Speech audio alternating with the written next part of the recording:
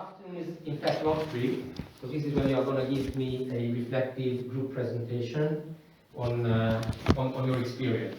And this is when I'm going to look at your journals, and this is when you're going to tell me in small groups, what have you learned over this 1 week, what is it that has surprised you, what is it that have you already known, and more importantly, how can you incorporate this, or how can you link some of the knowledge that you've learned in your different modules earlier, in your other modules in strategy, for example, or in international management or international organization, how you can link that learning or that knowledge into what you've experienced here and say that, oh, very interesting, how they were talking about this type of corporate culture in the bank, and what we learned in class was this and this, and it was so good to see that in fact, in reality, this is what happens. Okay? So this is the aim of this reflective presentation, but also of your journal. Now, everybody has to keep a journal. It's not optional, it's compulsory.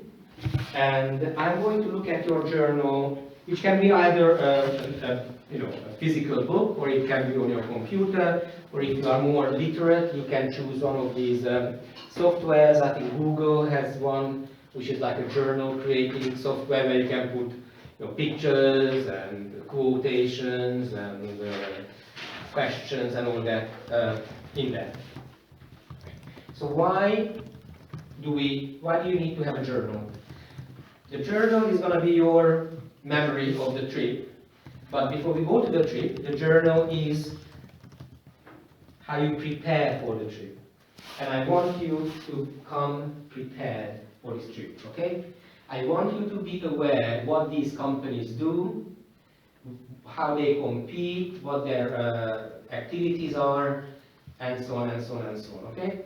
I also want you to formulate 2 questions for each company, which is in your journal. Okay? So I'm going to look at it on Sunday.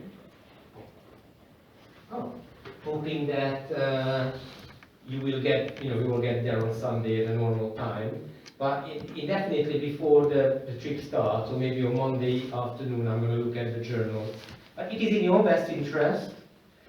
And for the 4 of you, it's also important because everything you put down in your journal in preparation for the trip is the data that you can use for your assignment. Therefore, it's not that you are doing it in vain.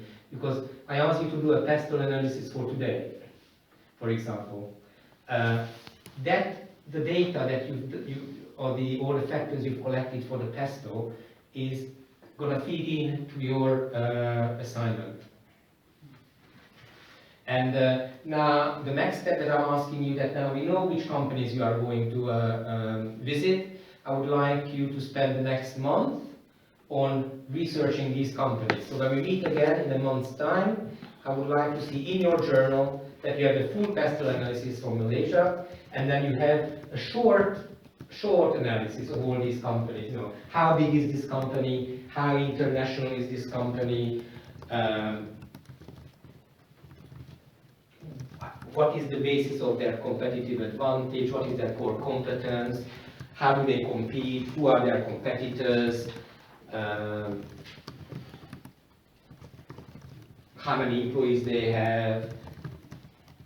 Are there any current issues? Maybe they had a problem with sustainability or corporate social responsibility, and so on and so on.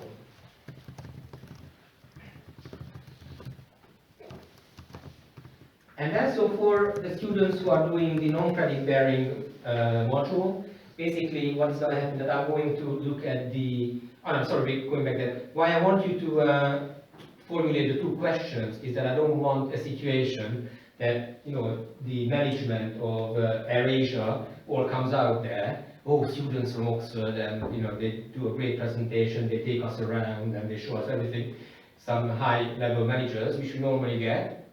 And then, so do you have any questions? And then nobody has any questions. I mean, that is so embarrassing. And this is why I want you to have at least 2 questions that you have formulated in advance. But of course, then questions will arise while we are there anyway. But I know my experience is that these discussions that come up after the visit with this management team are always more valuable than the presentation itself. So please take that seriously. Yes? And so the assessment for you guys who are on the non-credit bearing module, it's a pass or fail, which means that you have to do two things and you have to pass two things. First of all, I'm going to look at your journal at the end of the trip on that Friday afternoon, and I have to make sure that you actually did engage with the week, you did take notes, you have written questions, you know, so this is a living journal which includes valuable information. Yeah? If you don't bring me two pieces of data, then it's probably not a pass. Okay? So please be engaged with that. And you will then have to do, as I said, a group reflective presentation, which is, as I said, very easy, but it's about how, you know, reflecting on the week and on your learnings from this week. For you guys, I'm going to do the same thing. Look at your journal, and you will still have to do the reflective presentation, but they don't count towards your final mark. What counts towards your final mark is a 2,000-word business report that we can talk about a bit later. Yeah, I don't want to bore the others with that. It's only relevant to you. But we are going to discuss that. Okay? So, have you got any questions? Oh. Has anybody been to Malaysia before? No, neither have I. I hear really good things about it. Are you concerned about the virus? No. Okay. I can't give advice on that whatsoever, but I'm not concerned about it at all. If you look at, you know, if you just look at numbers, the death rate is probably lower than of a normal flu epidemic. So a normal flu epidemic will kill more people than this special flu. I think the scary thing about it is that it's a new virus that came from an animal to the humans. Therefore, it has a potential of becoming something uncontrollable, or at least. But if you promise that you don't kiss all the locals and you wash your hands, then I think we should be all fine. So as for now, we are all going ahead with the trip. As I said, they are getting ready as well. Now, if we could schedule something for Monday evening, what would you like to do?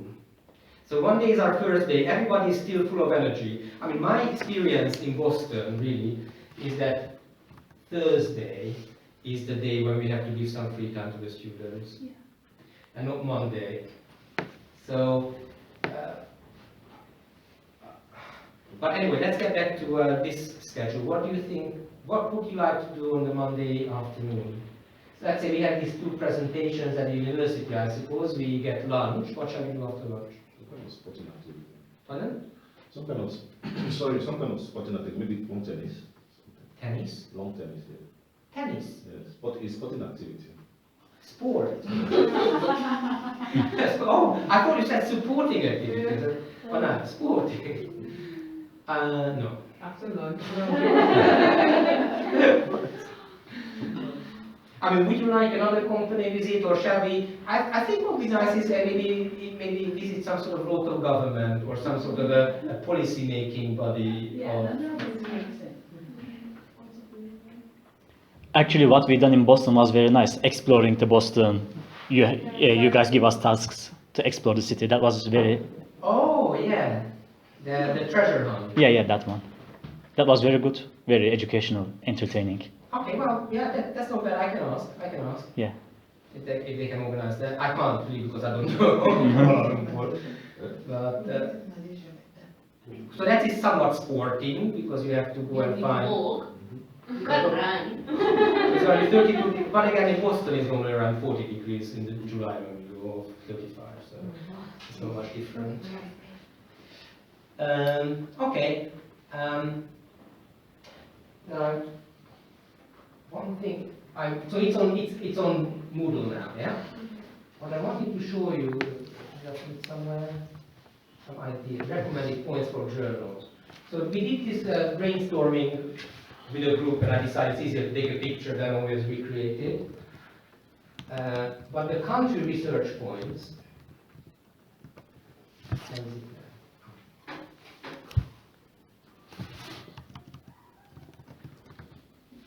that was what we came up with.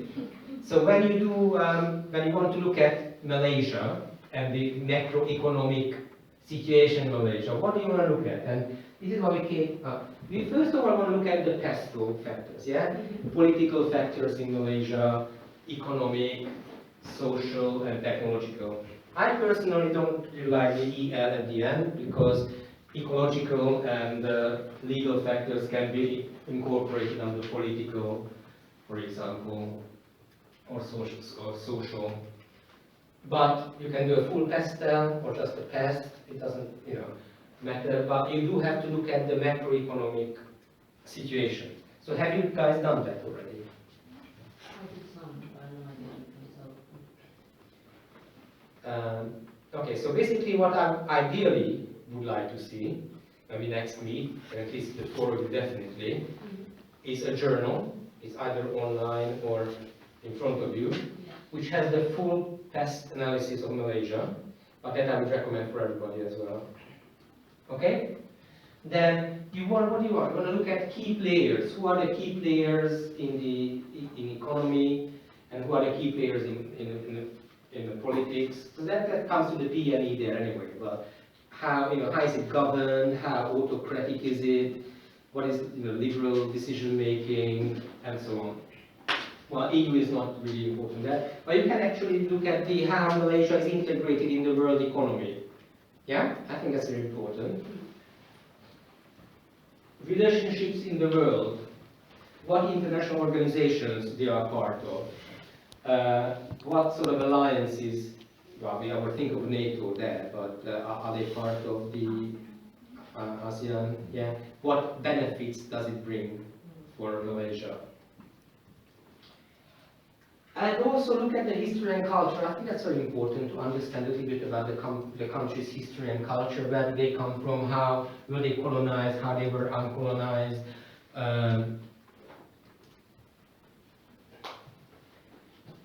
Past dependency was important when we went to Hungary, because that was a country that used to be a communist country. How the current climate, or current way of doing things influenced by that. I can relate. Pardon? I'm from Bulgaria, so. Yeah, so you can relate to that. So these are the points, which is also on Moodle, that I would like you to tackle in your journal. Okay? And once you have done that, so that's the macroeconomic, then you will have to have a look at the companies. And we have like 6 companies there, at least. So what are you going to look at?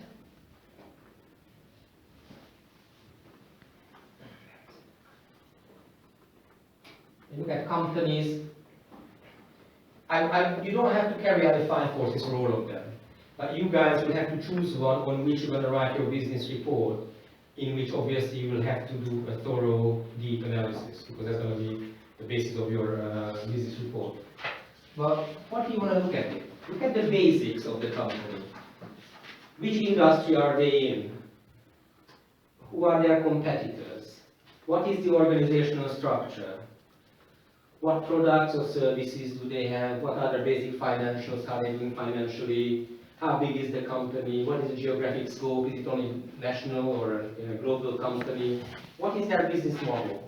I think these are the basics that all of you have to do about these companies. You just to understand the basics about it. What is it? How big? What does it do? Why does it do it? And so on. And the basis of competitive advantage, that's very important. How do they compete? What is it that they do better than their competitors? Then if you want, you can look at the corporate culture. Is that a hierarchical organization or a flat organization? How is the management culture? Are employees motivated? What are their more resource What are their most important resources and competencies? What do they well? You can write about their operations. You can easily, and I think everybody should look up their mission statement, what are the corporate values. And then for you, whichever company you decide to do your research on, you can carry out the 5 forces analysis as well. Okay? Oh, and I put ethics and CSR up there as well, which is now sustainability, are very important questions. Okay? So maybe some of these companies were criticized for not being sustainable enough or polluting the world and so on. So, that has to go into your journal as well. And clearly, that has to happen by the 4th of April. So I'm certainly going to have another meeting with you, and you guys are very welcome to join if you want. I'm going to send the invite to everybody, but only come to that meeting, you must come to the meeting, and you must come to the meeting with your journal fully done with the country analysis, yeah? And an idea of which company you would like to further analyze. Okay? It's important. And as I said, you're not doing it in vain, because in the business report you are writing, you will have to use the findings of the past analysis. That's it. Questions? Well, then do a quick round of introduction.